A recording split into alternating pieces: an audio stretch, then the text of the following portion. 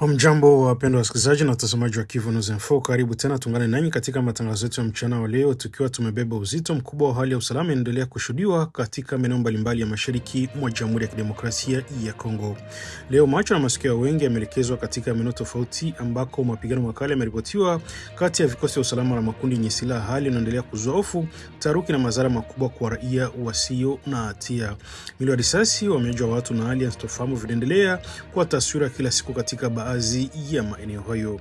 Katika taarifa yetu ya mchana tutakuletea kwa kina kinachoendelea katika maeneo yaliyoathirika, athari kwa wananchi pamoja na hatua zinazochukuliwa na mamlaka za usalama na wadau mbalimbali katika juhudi za kurejesha utulivu. Basi endelea kuwa nasi kwa habari za hakika na za kina zaidi katika taarifa yetu hii ya mchana. Na naendelea kukumbusha kwamba ni Kivu News Info, kila siku tunaendelea kuletea matangazo yetu tukiwa mashariki mwa Jamhuri ya Kidemokrasia ya Kongo. Na kama ndio ulikuwa mara kwanza unakutana nasi kupitia mtandao wa YouTube, basi kabla chochote ningeomba kufanya kitu kimoja, kisha umesubscribe, like, comment na kushare, na kwa lugha nyingine nasema kujabone kwa vile vile na kupartager. Na basi kama tayari utakuwa umeshafanya hivyo, acha tuendelee kusema asante sana kwa kuchagua Kivu News Info kama kituo chako chema cha matangazo. Langu jina mimi ni Teloje Longa, basi nakualika kuwa na mimi mwanzo hadi mwisho wa matangazo yetu ya mchana leo, kwa tarehe 2 za mwezi wa 5 mwaka 2026. Nini Kivu News Info, sauti ya wananchi, basi karibu tukupashe. Mapigano makali yameripotiwa katika eneo la Lwiro lipo ndani ya wilaya Kabare karibu na Katana katika mkoa Kivu Kusini mashariki mwa Jamhuri ya Kidemokrasia ya Kongo.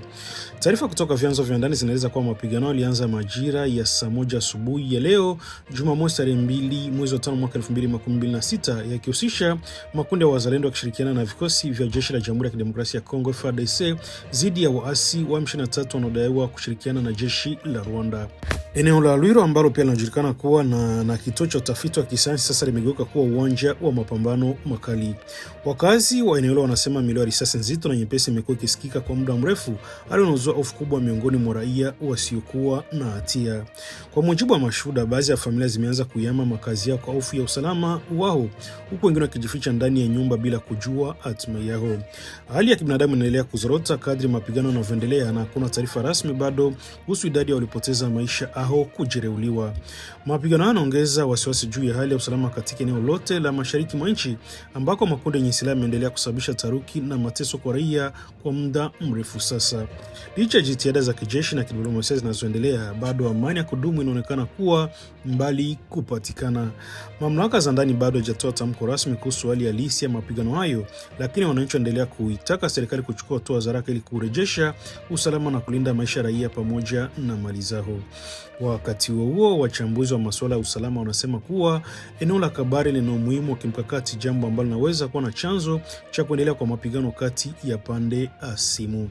Hadi sasa hali katika eneo la Lwiro inaelezwa kuwa tete na isiyotabirika, huku mvutano ukiendelea kushuhudiwa kati ya vikosi vinavyopigana.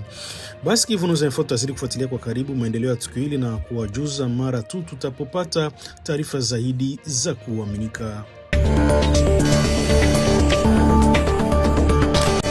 Jeshi la Jamhuri ya Kidemokrasia ya Kongo FARDC limepata ushindi mkubwa katika eneo la Minembwe iliyopo kwenye nyanda za juu za Fizi katika mkoa wa Kivu Kusini baada ya kulazimisha waasi wa muungano wa M23 kuondoka katika ngome yao muhimu ya kijeshi. Taarifa kutoka vyanzo vya kijeshi na ndani za eneo hilo zinaeleza kuwa mapigano makali yalifanyika siku ya Ijumaa tarehe 1 Mei mwaka 2026, ambako vikosi vya jeshi la Jamhuri ya Kidemokrasia ya Kongo kwa kushirikiana na wapiganaji wa wazalendo walifanya mashambulizi dhidi ya ngome ilikuwa ikishikiliwa na makundi yenye silaha yanadaiwa kuwa na uhusiano na vikosi vya Rwanda pamoja na washika wao wakiwemo Rodi Tabara, Twirwaneho na M23. Ngome hiyo inaeleza kuwa ilikuwa imara na ilikuwa ikionekana kuwa ngome ngumu kuvunjwa, ikiwa ni moja kituo vikuu vya kijeshi vilikuwa vinadhibiti harakati hiyo katika eneo la Minembwe. Kwa muda mrefu ilitumika kama kizuizi muhimu kilichokuwa kinazuia kusonga mbele kwa vikosi vya serikali kuelekea katika eneo hilo. Hata hivyo, baada ya mapigano makali yalichukua muda na kihusisha matumizi ya silaha nzito, vikosi vya jeshi la Jamhuri ya Kidemokrasia ya Kongo vilifanikiwa kuvunja ulinzi huo na kuchukua ngome hiyo. Waasi hao lazimika kuondoka kwa haraka, wakiacha nyuma baadhi ya vifaa pamoja na miundombinu miundombinu ya kijeshi walioijenga kwa muda mrefu.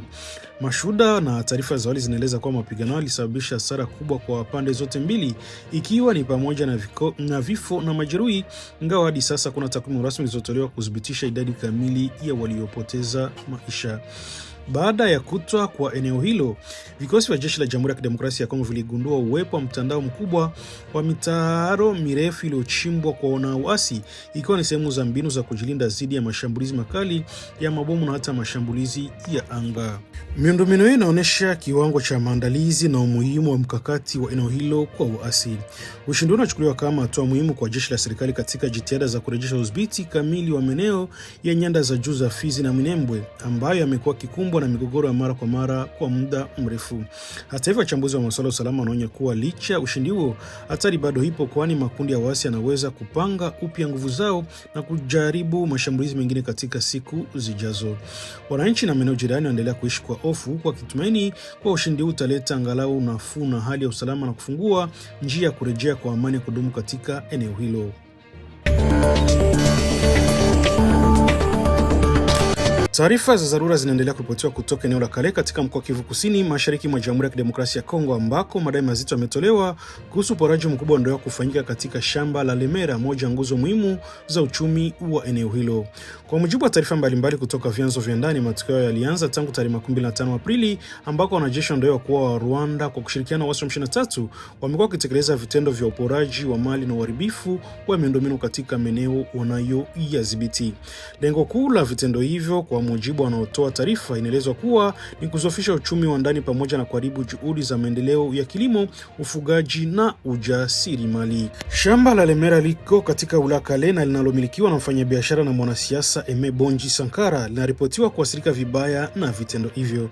Inadaiwa kuwa zaidi ya tani 90 za majani ya chai yaliyokuwa yamehifadhiwa kiwandani yamechukuliwa, pamoja na mali nyingine zingine zikiwemo nguruwe, zaidi ya mifugo 100 ya ng'ombe, kuku pamoja na rasilimali nyingine muhimu za uzalilishaji. Miundombinu ya ufugaji kama vile mabanda ya nguruwe na kuku imeripotiwa kuharibiwa kabisa.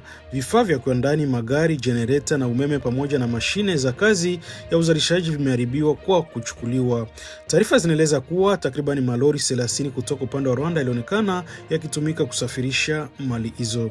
Katika hatua nyingine inayozua wasiwasi zaidi, inaeleza kuwa mashine za kuchakata chai zinaendelea kuvunjwa na kuondolewa, jambo linalotia hofu kubwa huenda zitamishwa nje ya nchi, hali inayozofisha zaidi uwezo wa uzalishaji wa kiwanda hicho.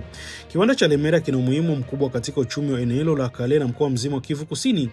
Kimekuwa kikiajiri zaidi ya wafanyakazi 800 moja kwa moja, huku zaidi ya watu 50,000 wakitegemea shughuli zake kwa njia mbalimbali, ikiwemo wakulima, mafundi, wataalamu wa kilimo, madaktari wa mifugo na wengine wengi. Ni muhimu pia kukumbuka kuwa katika mkoa wa Kivu Kusini viwanda vya chai vilivyobaki ni vichache sana, ambako Lemera kilikuwa miongoni mwa vile vilivyokuwa bado vinafanya kazi kikamilifu. Hali inazidisha hofu na kubodorora kwa uchumi wa eneo hilo ikiwa shughuli zake zitasimama kabisa. Wito mkali umetolewa kulaani vitendo hivi vinavyotekelezwa kuwa vinavizofisha maendeleo ya kijamii, huku kuharibu uwekezaji binafsi na kuhatarisha mustakabali wa uchumi wa ndani. Baadhi ya sauti zimeeleza masitiko juu ya kukimya wa baadhi ya viongozi wa eneo hilo ambao bado hawajachukua hatua au kutoa matamko ya wazi kuhusu hali hii. Wananchi wametakiwa kubaki makini na kuendelea kuwa na mshikamano, huku wakimizwa kutojihusisha na vitendo vinavyoweza kuzidisha mgogoro. Vile wito umetolewa kwa serikali kuu ya Kinshasa kuchukua hatua za haraka ili kurejesha amani na usalama katika maeneo yaliyoathirika. Kwa upande mwingine, mashirika ya kimataifa pamoja na ujumbe wa Umoja wa Mataifa nchini humo MONUSCO yametakiwa kuingilia kati kwa haraka ili kusaidia kulinda raia, kuzuia uporaji na kuhakikisha haki za kibinadamu na zimeheshimiwa katika maeneo yaliyo chini na migogoro. Hali inaendelea kuwa wasiwasi mkubwa, huku wakazi wa Kale na maeneo jirani wakiishi katika mazingira ya hofu na sitofahamu juu ya hatima yao. Kwa sheria hapa walibeba nguruwe zote walibeba, milango yote waliacha wanafungula wakabeba. Ile mnasema iko wapi? Ile tunasema idogo iko wapi? Ile nguruwe sijua. Wanasema huko hebaliacho. Sasa ni kidogo sana. Mabule kutoto. Hapa kabisa walibeba. Hakuna hebaliacho.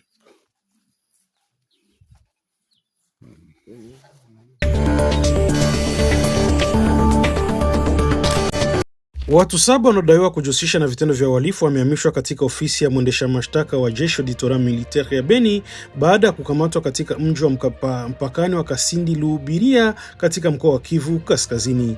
Kwa mujibu wa taarifa iliyotolewa siku ya Ijumaa tarehe 1 Mei mwaka 2026 na polisi ya taifa ya Kongo, operesheni hiyo ilifanyika kufuatia uchunguzi uliokuwa ukiendelea dhidi ya matukio mbalimbali ya uhalifu yalikuwa yakiripotiwa katika eneo hilo.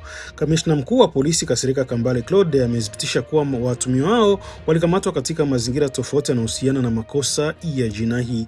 Miongoni mwa walioshikiliwa pia yuko raia mmoja wa Uganda alikabiliwa na tuhuma za ujambazi katika mji huo wa mpakani. Hata hivyo, kesi yake bado iko katika hatua ya uchunguzi, huku mamlaka zikisema zitaendelea kukusanya ushahidi zaidi kabla ya kuifikisha rasmi mahakamani. Hatua ya kuhamishwa watuhumiwa kwenda Beni inaelezwa kuwa ni sehemu ya taratibu za kisheria ambako watafikishwa mbele ya vyombo vya haki kwa ajili ya kusikilizwa kwa kesi zao. Mamlaka za usalama zinasisitiza kuwa zinaendelea kuchukua hatua kali dhidi ya vitendo vyote vya uhalifu vinavyohatarisha usalama wa wananchi na mali zao. Wakati huo, polisi ya taifa ya Kongo imetoa wito kwa wananchi kuendelea kushirikiana kwa karibu na vyombo vya usalama kwa kutoa taarifa muhimu zitakazosaidia katika mapambano dhidi ya uhalifu. Wananchi wanahimizwa kuripoti mienendo yote ya kutiliwa shaka ili kusaidia kudhibiti vitendo vya uhalifu katika maeneo yao. Eneo la Kasindi Lubiria linalopatikana na nchi ya Uganda limekuwa likikumbwa mara kwa mara na changamoto za kiusalama, zikiwemo vitendo vya ujambazi na usafirishaji haramu wa bidhaa, jambo linalohitaji ushirikiano wa karibu kati ya wananchi na vyombo vya dola. Mamlaka zinaendelea kutoa hakikisho kwamba juhudi zitafanyika ili kuhakikisha usalama unarejea katika eneo hilo na wahusika wote wa vitendo vya uhalifu wanachukuliwa hatua stahiki kwa mujibu wa sheria. Hali ya usalama endelea kuzorota katika mkoa wa Ituri mashariki mwa Jamhuri ya Kidemokrasia ya Kongo baada ya taarifa kuripoti kuwa watu wanadaiwa kuwa ni wapiganaji wa kundi la ADF wameanza tena kujimarisha katika baadhi ya maeneo ya wilaya ya Mambasa. Kwa mujibu wa vyanzo vya kiraia vilivyonukuliwa na waandishi wa habari Tresor Kapelela, watu hao wanadaiwa kuwa wa ADF walifanya mikutano siku ya Jumanne iliyopita katika kijiji cha Makuku na Ndioka vilipo ndani ya utawala wa jadi ya Babila Bakwanza. Katika mikutano hiyo walidai kuanzishwa mfumo mpya wa kodi kwa wakazi wa eneo hilo. Inadaiwa kuwa wananchi wameasiriwa kulipa pesa za Kongo 30,000 kwa ajili ya kile kinachoitwa utambuzi wa mashamba pamoja na dola 50 kama ada za ziada. Hatua imebua hofu kubwa miongoni mwa wakazi ambao tayari wanakabiliwa na hali ngumu ya kiuchumi na kiusalama.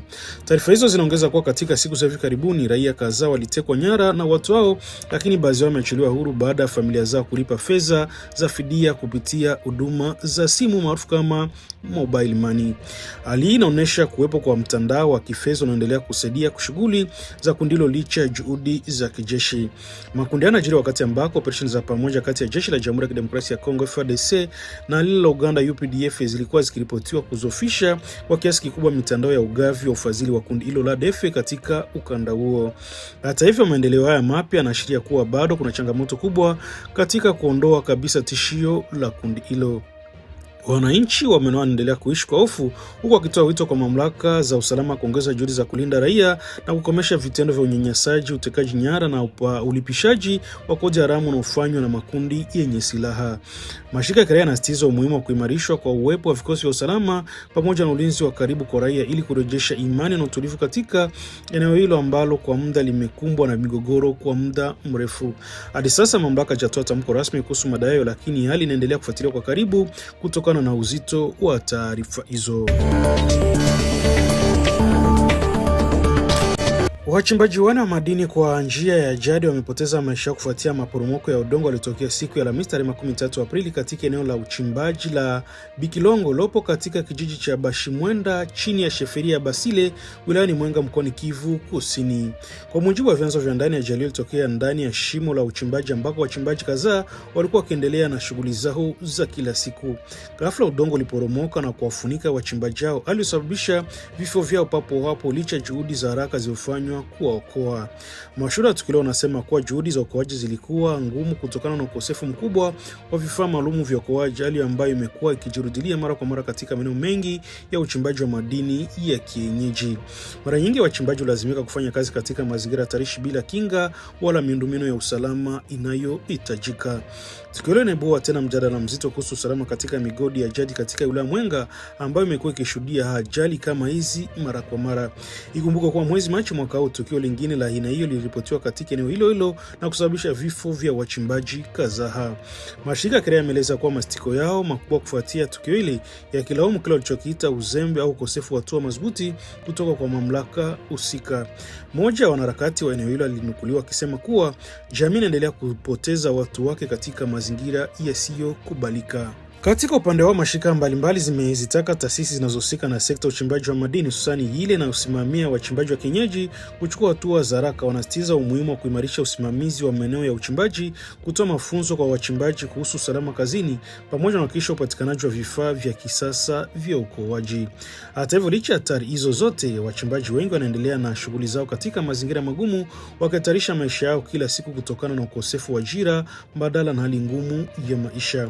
Tukio hilo linaacha maswali mengi kuhusu mustakabali wa usalama katika sekta ya uchimbaji wa madini wa jadi na haja ya hatua za haraka ili kuzuia maafa kama haya yasijirudilie tena. Bunge la Jamhuri ya Kidemokrasia ya Kongo limepitisha kama iliyokubalika siku ya Alhamisi tarehe 13 Aprili pendekezo la sheria lililoweka masharti ya kuandaa kura ya maoni ya wananchi maarufu kama referendumu. Pendekezo hilo limewasilishwa na mbunge wa eneo la Yuma Paul Gaspard na sasa limepelekwa katika mikakati ya kisiasa, kiutawala na kisheria inayojulikana kama patch kwa ajili ya uchambuzi wa kina kabla hatua nyingine za kisheria kuchukuliwa. Kwa mujibu wa mwasilishaji wa sheria hiyo, lengo kuu ni kuziba pengo la kisheria lilipo na kuendana na matakiwa ya sasa ya katiba ya nchi. Paul Gaspard alieleza kuwa wakati mchakato wa uchaguzi umewekewa sheria zilizo wazi, swala la referendumu bado linaongozwa na sheria ya mwaka 2005 iliyopitishwa katika kipindi cha mpito na ambayo sasa inaonekana kupitwa na wakati. Kupitia pendekezo hilo jipya, inatarajiwa kuweka wazi taratibu za kuandaa na kusimamia kura za maoni, namna kuendesha zoezi hilo, udhibitishaji wa matokeo pamoja na shughulikia mgogoro wa kisheria unaweza kujitokeza wakati au baada ya mchakato huo. Mbunge huyo anaamini kuwa mageuzi yatasaidia kuimarisha utekelezaji wa mamlaka ya wananchi ambao hujitokeza kupinga uchaguzi au referendumu na hivyo kuimarisha misingi ya kidemokrasia nchini. Maandishi ya mapendekezo hilo yanaeleza kuwepo kwa mfumo wa mpito utakosaidia kuepusha makwamo au taasisi za serikali endapo kutatokea mabadiliko makubwa, akisisitiza kuwa mabadiliko yote yatakayofanyika lazima yapate ridhaa ya wananchi. Baada ya kupitishwa katika kikao cha wazi cha bunge kama kilichokubalika, sasa kamati ya paji ina muda wa siku 10 kuwasilisha ripoti yake kabla ya hatua hiyo inayofuata ya mjadala na uamuzi. Hata hivyo, hatua imezua mjadala mkali ndani na tabaka za kisiasa sasa kutoka upande wa upinzani. Kiongozi wa chama cha Envol Denis Sengasenga amekosoa vikali mchakato akiona kama mwelekeo hatari unaweza kufungua njia ya kukiuka katiba. Kwa upande wake, msemaji wa jukwaa la Lamuka Prince Penge ameeleza wasiwasi mkubwa zaidi, akitaja hatua hiyo kama jaribio la mapindukizi ya kikatiba, hasa kirejea kifungo cha 212 cha katiba ambacho kinahusiana na mipaka ya muhula wa uraisi. Kwa mujibu wake, kifungo hicho ni cha msingi na kiwezi kubadilishwa na juhudi zote za kukigusa kupitia mchakato wa bunge zinaweza kwenda kinyume cha mapenzi ya wananchi pamoja na makubaliano ya kitaifa yaliyowekwa katika katiba. Mjadala huu kuhusu sheria inaendelea kuchukua sura mpya nchini DRC, huku ukigusa masuala nyeti ya utawala wa sheria, demokrasia na mustakabali wa kisiasa wa taifa hilo la Jamhuri ya Kidemokrasia ya Kongo.